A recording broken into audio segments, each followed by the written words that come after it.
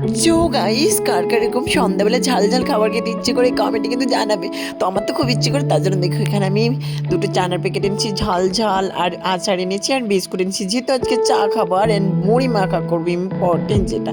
তার জন্য দেখো এখানে টমেটো, লঙ্কা, পেঁয়াজ ভালো করে কুচিয়ে কেটে নিয়েছি অ্যান্ড দু রকমের চানা দিয়েছি। এখানে চানা দেওয়ার পর আচারগুলো ভালো করে কেটে কেটে দিচ্ছি অ্যান্ড আচারগুলো দিয়ে কিন্তু টক টক খুব হেভি লাগে খেতে, কিন্তু খুব দারুণ লাগে। আমার কাছে তো খুব ভালো লাগে, তোমাদের কাছে কীরকম লাগে বলবে।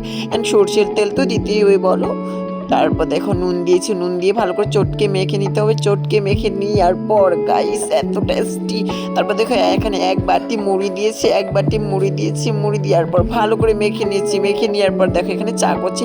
চা করার জন্য এখানে আমি তিন তিন কাপ জল দিয়েছি, তারপর 3 চামচ চিনি দিয়েছি অ্যান্ড চাপাটা দিয়ে, আমি কিন্তু আগেই চাপাটা দিয়েছি অ্যান্ড দিয়ে চাটা ঘুটে নিয়েছি। এদিকে দেখো আমাদের বেবিকে পোজ দিচ্ছি। তারপর দেখো চাটা খুব তাড়াতাড়ি হয়ে গেছে। চাটা 3 কাপে বেরিয়ে নিয়েছি অ্যান্ড চা দিয়ে মুড়ি দিয়ে খেয়ে এত টেস্টি লাগলো। স্টার্ট।